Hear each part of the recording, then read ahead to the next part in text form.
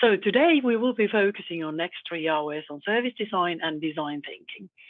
And let's start to have a look what I have been fixing here as a content. So obviously it's not just me that have been fixing the content. It's obviously based on your project aims and objectives that we have gone to these topics. So first I will go to the introduction to the service design and basic design thinking and service design principles. I know obviously that some of you have extensive service design and design thinking knowledge, but I would very much like you to share your knowledge also once we go on and move on. I've created some sticky notes in Miro where you can even write your knowledge and share links and ideas, whatever you have. And obviously all of you as well who has not got so much knowledge of service design, please do question, do ask, do add your insights as well. Then we will be going through the double diamond process methods and tools. There are some benefits of design thinking and service design. So why on earth should we adopt this kind of approach? Also service development in a customer-centric way, the journey. This is the first part. The second part we have aimed to have of 9th of November, that we will more focus on co-creation. Because in order to be able to be a good service designer, you need to have these co-creative skills, co-creative mindset, and we will focus more on that. And also the facilitation, the basic kind of like a setting of the facilitation skills and approach. If you have obviously anything else you would like to focus more on, and based on today, I will be asking at the end of this training session today your ideas for the next session as well. So this is what we planned, but this is your training. This is not my training. This is something which needs to add value to your place. So introduction to the service design logic.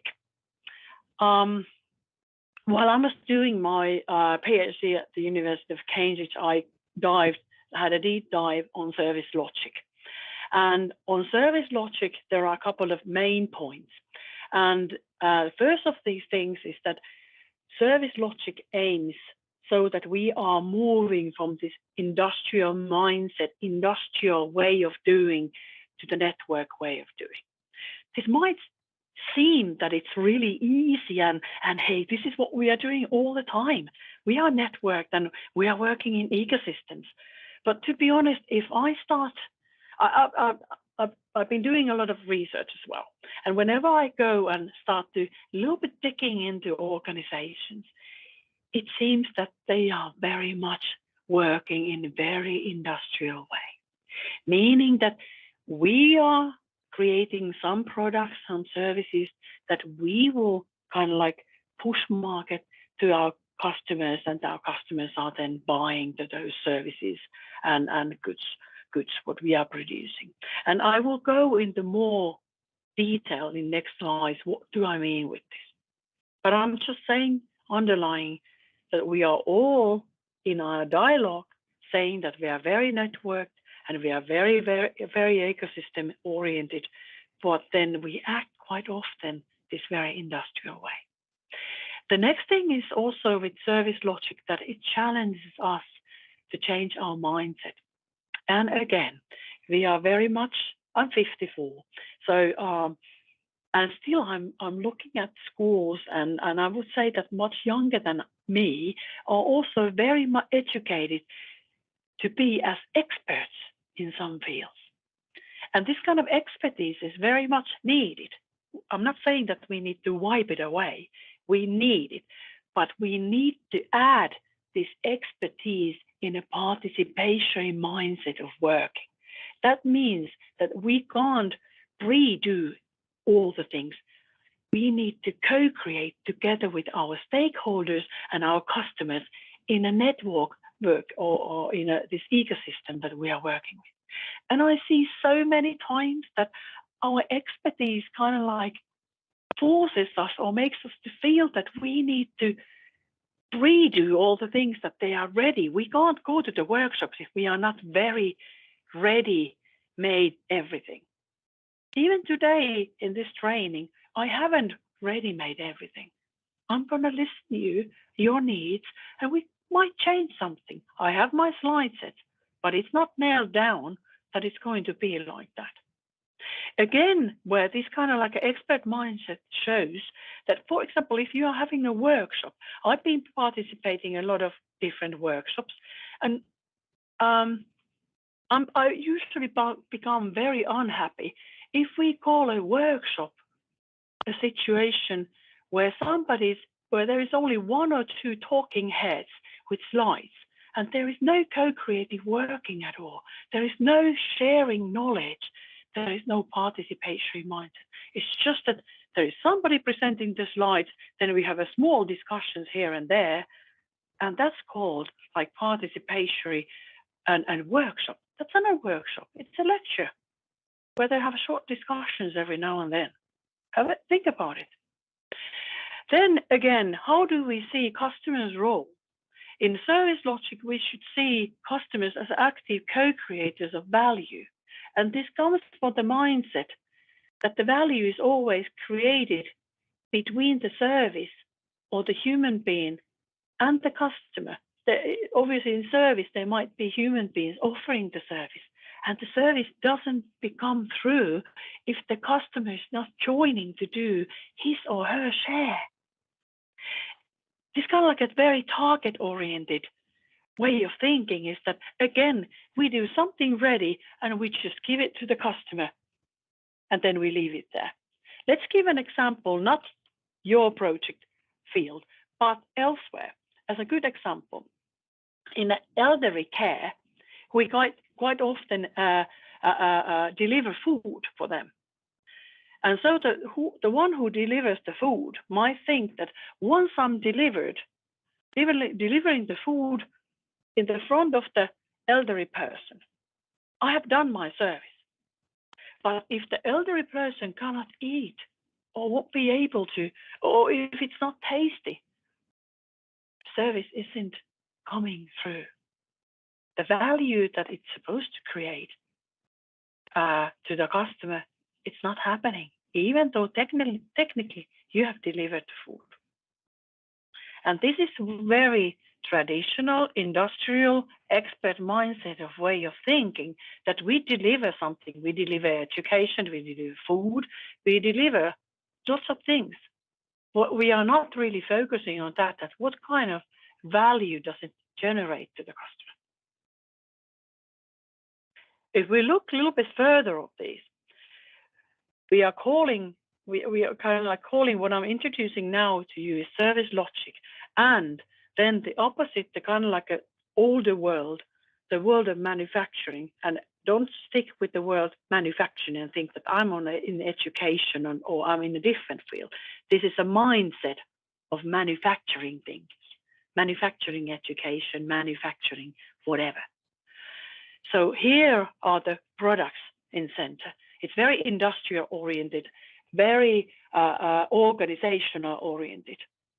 It's very expert oriented mindset, and it's very closed usually and internally focused. We do our processes, we do internally our planning, we offer something across the board to the customers. Here in the service logic, we think the services that the products or the services are generating, the value which really generates something. And then it's very network oriented. Even now, I should say, perhaps even more ecosystem oriented. It's very co-created oriented mindset, meaning that we co-create the value together. We don't think that the experts know all of the things. We bring the people, the stakeholders together in workshops, in different situations where we co-create the things. And we believe that the knowledge is kind of like the right knowledge kind of like arises from there. It's also transparent and very co-creative. So we kind of like allow the customers see internally the processes, how we generate the service. There is also this kind of like a based on my dissertation, and if you feel that you want to go a deep dive into that, there is a link to there. And obviously all these materials will be shared with you. But to be honest, it's a good sleeping pill. So probably these slides that I've been just sharing, these are the outcomes from my PhD, main topics, and also the service design, service logic main topics. And these are the kind of like a practical outcomes. But good sleeping pill can be found from there. Again, I have created this kind of like a template where, or framework where there is kind of like how we mark where we are when we are in traditional approach in goods logic, and when we are in this co-creative, co-creation approach, service logic. And I'm not going to go now one by one all of these, but you could try to measure your own way of thinking, your own organization way of thinking, where you are. Are you here? Are you here? Or are you in the middle of the change? This is not pointing out that that you're bad if you're here, because there are lots of organizations that are here, and we are very much educated this way. But this is something that most of the organizations aim to be. And I always, when I look at kind of like their marketing and communication materials, what often, well, let's say this way, that I don't see no organization who doesn't say that I am customer oriented or customer rooted or customer focused or customer centered. This is what we say, and nowadays we even say quite often that we are a very ecosystem way of working people. But then again, when we start really thinking, we might do it like this way. And then we are on our mindset level, we are on our way here. This is what we aim to be. Before we continue, let me kind of like cut the slides here. Krista's presenting. But what I have been creating as well is that there are sticky notes under my slides. So whenever I move on, you have any question or note, or you want to ask something, you can place your question, your note under the sticky notes and track it next to the slide that you want to comment or ask for. So this is more like co-creative training than just one talking head. And you can use Miro this way. And we will go now further. So those of you who are here, I every now and then pull you to me. So in a way that if you are lost or going somewhere else or distracting yourself with something else, I bring everyone to me. So now I have this one slide that I'm going through. And we will go a couple of slides through before we have our, let's say in a half an hour, we have our break. Any questions that you left from the earlier, it doesn't mind, you can also write those in the sticky notes. I look them every now and then, and I will answer. So I told you that there is service logic and then there is kind of like a goods logic. And that means that goods logic is more like a manufacturing, kind of like this traditional manufacturing way of doing. And this kind of like a service logic is more like a participatory, co-creative way of doing things. I have been now trying to describe here this more in kind of like a practical way. It means that when we are having this expert-oriented mindset, we are customer-oriented, but we quite often, as an expert, we develop services internally among experts and usually in silos. Again, you have to think about your own organizations, how much in silos you are doing, how much within only your teams, and are you creating solutions together with external stakeholders or not? So then customers are also quite often seen as a reactive producers of information. So again, you can measure yourself. When you're collecting customer understanding, are you using questionnaires where customers or other stakeholders can kind of like reactively answer to your questions? Thinking about this is your questionnaire where you want others to reply. Very reactive. Then usually this is kind of the marking that you are working individually. You're working in silos. Apologies, I have had a little bit flu this week. My voice is that's why trembling. You have quite many internal processes that you keep on developing. You have quite much top-down management, so you kind of like expect that your leaders are saying something what needs to be done, and you think that you need to do them and develop them. Apologies, develop them inside-out activities, and you are using mostly quantitative data numbers. Examples of the tools collected. The customer data is feedback surveys, customer satisfaction surveys, and interviews. And I'm not saying these are bad, but these are very much expert-oriented mindset. Therapists need to take a short break. Have a read the slide.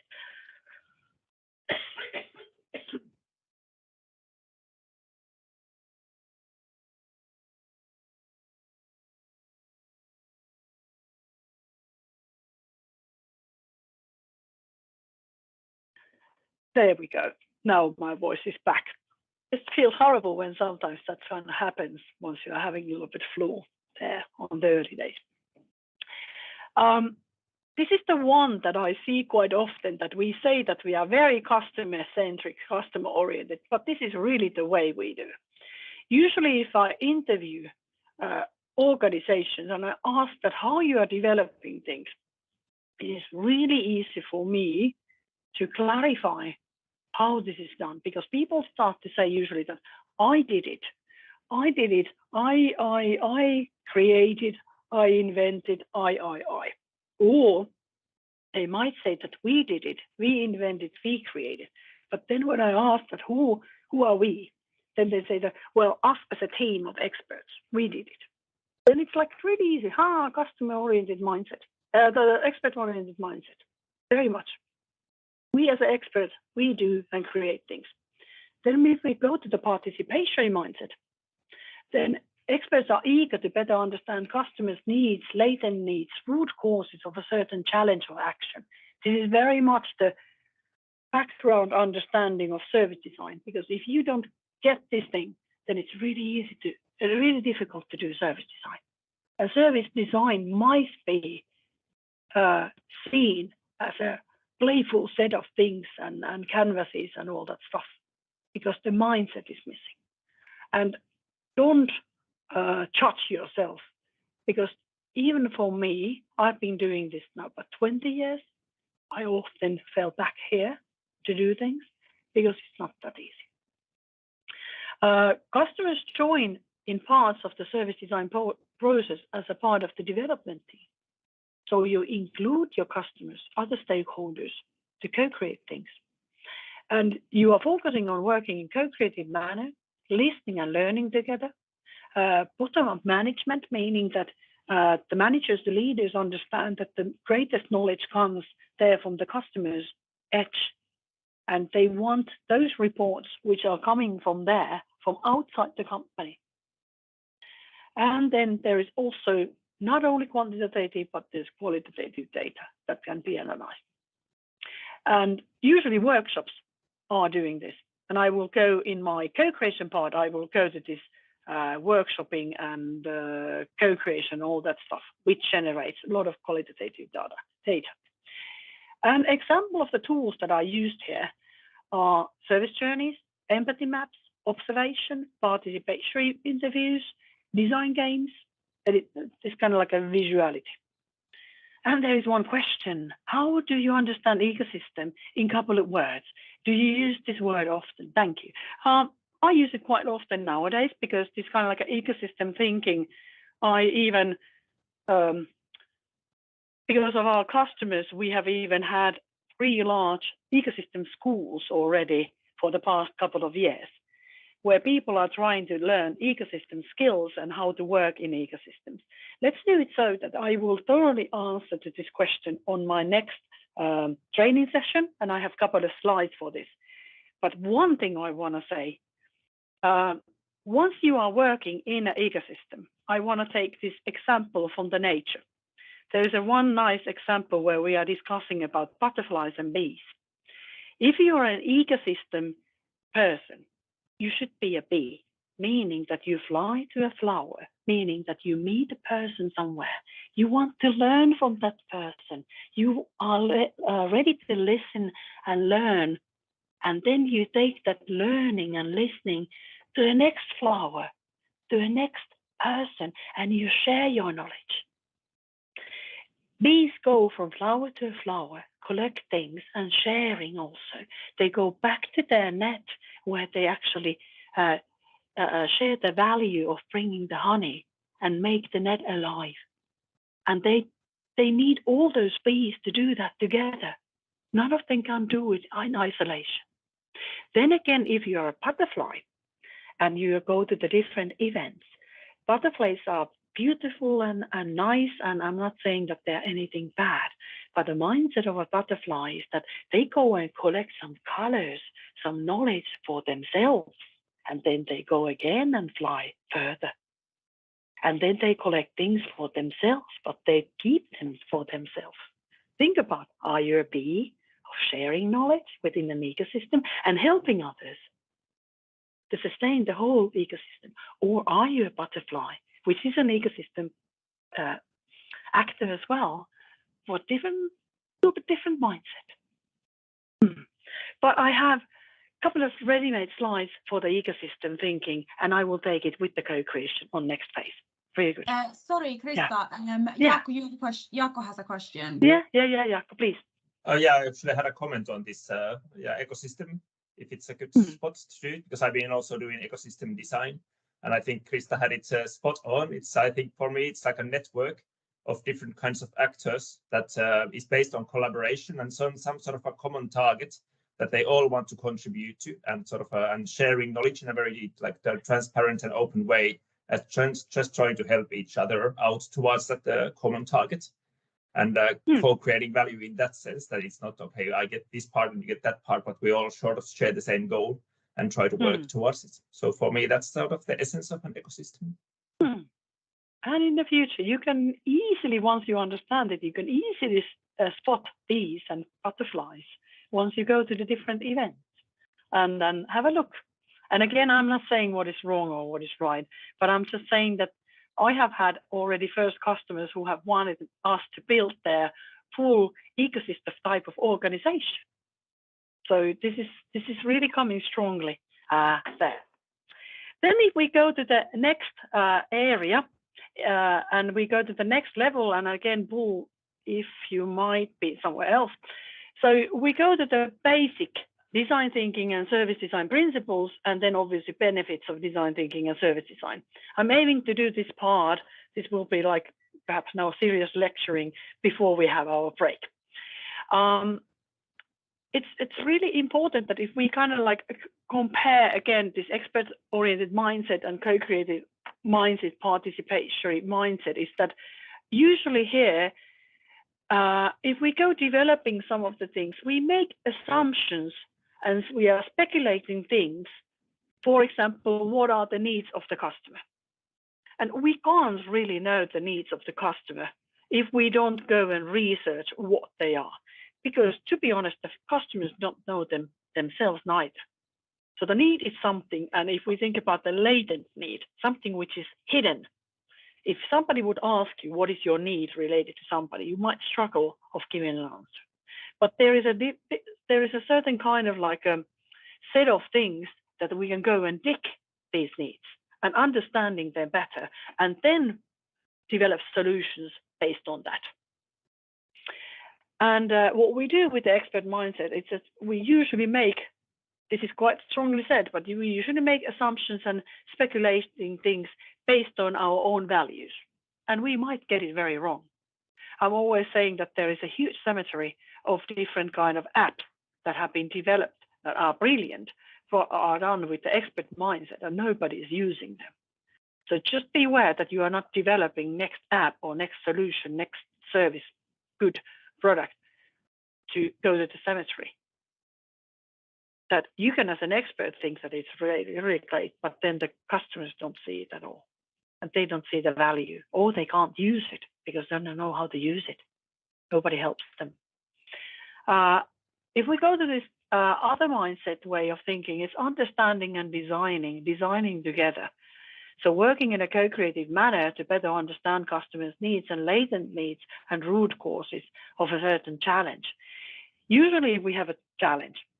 You have in your project, you have certain challenges that you are kind of like, you are thinking that you will be tackling and developing solutions for. Beware that you really understand the root causes of those challenges before you start developing anything, because that enables you to make better decisions. And if we kind of like compare this to the traditional way of doing, and then again, design-driven innovation process. On the bottom line, there is a design-driven innovation process, which starts for incorporating participatory co-creative mindset. And it starts by understanding your customers. And obviously, you have to understand who are your customers. I have this one example from a school level. I had this one startup that I was mentoring, and they had been co-creating their services, their actually app together with the teachers and the students and the parents. So we might think that they have done everything right.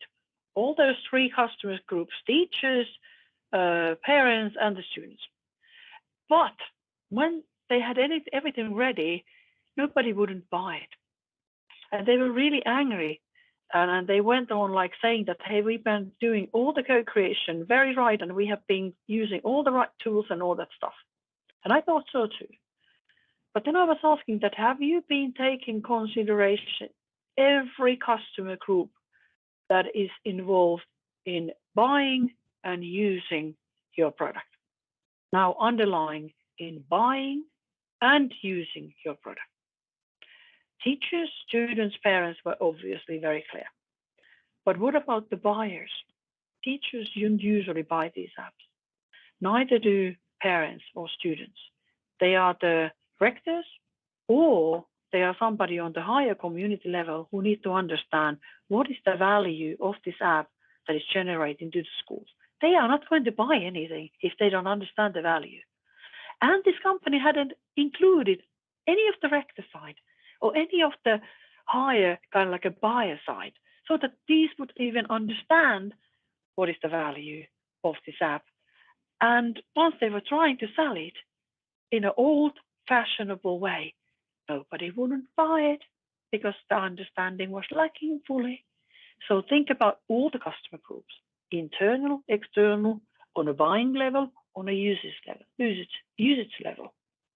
So you can think about all of those. And then after you understand your customers, you start to create concepts.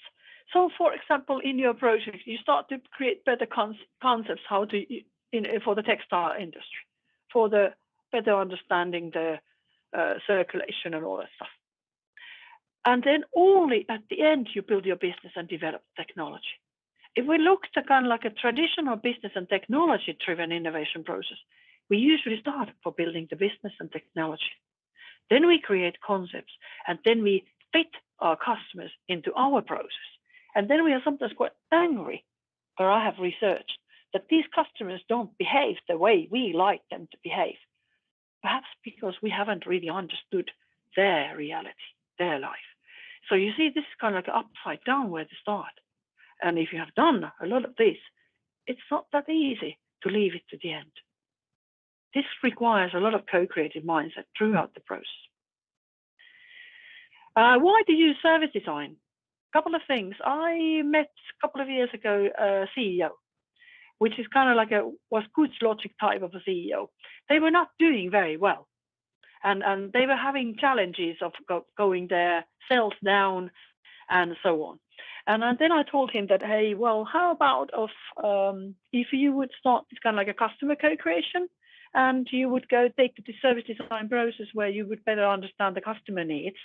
And he went on totally nuts on me. He was saying like, what, Krista, are you saying that we should involve our customers as well as other stakeholders in the planning and development of the process, of the organization's process? He was like shaking a little bit. And then he went on saying, like, after all, their ideas can mess up our processes and it will take time. And I don't have time. And he continued then again that, hey, Krista, for the past 2 years, we have been internally developing our processes among the experts, and our processes are now ready. And I was saying, like, are they customer oriented or customer centric processes, or are you just been internally developing them among your experts? And he went on saying, like, well, yes, our experts have a lot of knowledge. And I said, well, it seems now that your selling is going down because your lack of knowledge of your customer needs. He thought about it a while, which after we went on having service design project. But these kind of like rejections I have been hearing a lot because it's a mindset way of change. And service design is that we learn to understand what customers really value and how can we be part of their value creation. We can't know what they value if we don't understand their needs, and we need to understand their needs better than they can understand themselves. We need to be detectives. We need to deep dive there into their world and understand what is lacking there, what are they struggling with, why are they struggling with, go to the root causes. And an organization's competitive advantage will get stronger. In addition, customers can be seen as an extra development resource. Definitely, once you do it very right. It deepens experts' expertise and effectiveness of the work. It just takes the mindset again. Employee and customer engagement and motivation will get stronger usually. And other parts, it can be applied to different development approaches, for example, lean.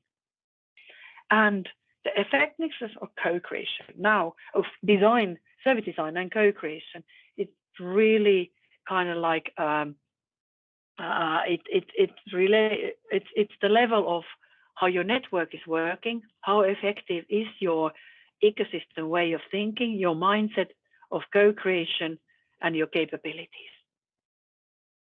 So you can use all the service design templates and canvases and the process, but if your mindset is lacking, again, it might be a set of nice tools and something funny to play with. And I've seen this a lot of happening. I've seen, unfortunately, a lot of service designers who know technically all these things, but still the mindset is missing because it takes time. And that's why I'm using, you see, quite a lot of time of going this through, because the rest is more easier once you have the mindset and you understand the change. Good point. There is a sticky note. Good point in the target organization requirement. Is your plan already customer driven? Could it be more customer driven? How you develop your spring workshop plans so that they are really attractive and they focus on creating value for those companies that could be joining. And it's not just you gathering data for your project in order to do your project. Service design and co-creation is not the same. Service design is the process and the methods and tools. And co-creation, I think, is an approach how you can do better service design. And from my perspective, I think you don't have to be co-creative, but if you want to do true service design, you need to be. And to be co-creative, you need this ecosystem, network, participatory mindset to do it.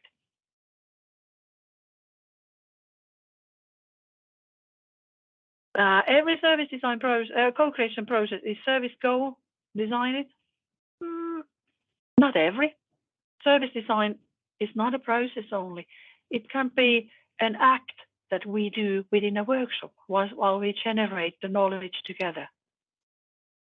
So co-creation can be used of gathering needs, of gathering different things. We will do the testing today where you co-create together your things.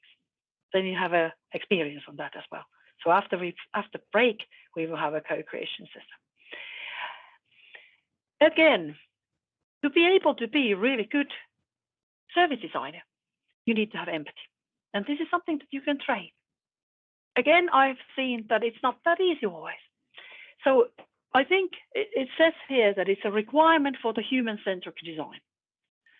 But it is a requirement for all this kind of design, whether we say that for the design thinking, for service design, but service design is a human-centric design. It is an ability to understand what other experiences and feel, the feelings of others. Ability to see through others' eyes, an ability to step in the other's shoes. And the words you are using while you are doing empathizing is that I understand you. I know how you feel. Now I understand you. You have to see it yourself. And this is something that it's different from sympathy. And if you want to learn more about empathy, go and have a look, Brené Brown. This video link is there, and this is your homework. Look at the Brené Brown's couple of minutes. I don't look it now, but look it afterwards and look it a couple of times, because watch it a couple of times, because to be honest, I have learned more and more while I'm using it. It is a bit of humoristic, but there is a very strong truth inside. What is sympathy? What is empathy? Sympathy is not in service design. Empathy is. And with an empathic approach and being empathic, you can understand better the needs of certain people and the latent needs. And there are a set of tools which we go either today or latest next time. I have already included some of them here, but I assume that we won't have time to go all of them through. In this phase, I also want to underline, this is not about lack of the tools. People usually say that I want to hear about the tools and I want to know about the tools. And then I teach them tools, and then they lack the mindset, they lack the empathy, and then they go like, what do I do with these tools? These are bizarre. So there are lots of different like tool books and tool collections and things about that. It's not about them. It is more about understanding the process and the mindset. Now we go to the design thinking process in a nutshell, because service design roots from design thinking. And design thinking was invented first at Stanford, where the engineers were starting to understand that, hey, actually, we can't do this kind of like a designing among ourselves as a couple of engineers and think that we have all the knowledge in the world and we can tackle all these kind of like a wicked problems and complicated things. We need others. And we need to get out of our box. We need to go there where the customers are. And we need to have other type of knowledge backgrounds than engineering. We need to have perhaps the psychological background, people having psychological background, people having more like human-centric things, more like diverse people together. And they started to develop the design thinking process there. And then service design process roots from here. You can see the similarity.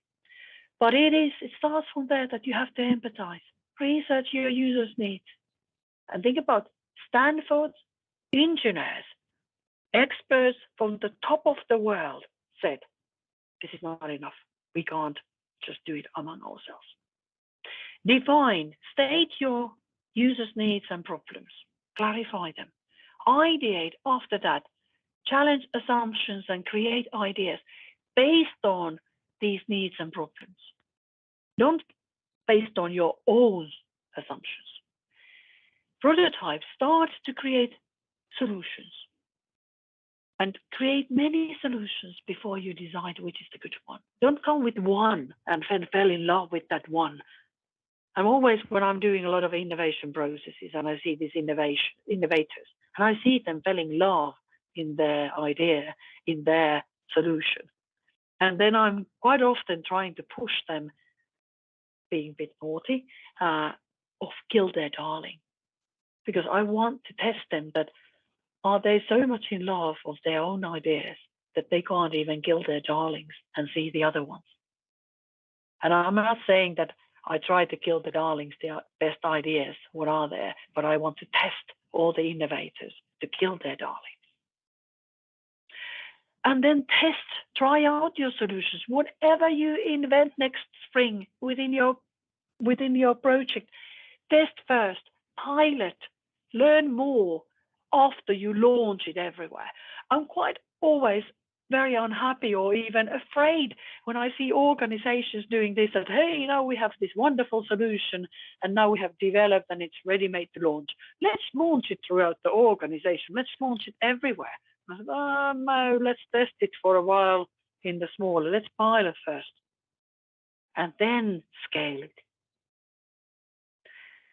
And there is the Brené Brown on empathy video for your homework.